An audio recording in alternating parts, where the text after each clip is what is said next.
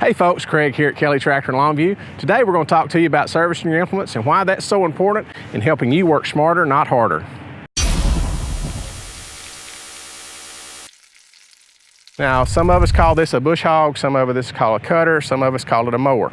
It's probably one of the most important things we have on our place because everybody needs to bush hog if they've got a tractor. This drive line is a little bit different on the setup here. What we have here, we have one right here, a grease cert on it, and we have a grease cert back here in the back, on the back of the drive line. Now, as we move to the back of the cutter, we're gonna have a grease cert down here on the wheel, and we're gonna have a grease cert right back here on the point tail wheel. And what it is, a lot of times it's hard to grease these when they're sitting on the ground. It's actually a little more helpful when you have this hooked up to your tractor. That way it takes all the pressure off this and you can spin the wheel as you grease it. Now, as we move to the gearbox on this cutter, you also have a dipstick. The dipstick kind of takes the place of where how much oil you can tell you have in the gearbox.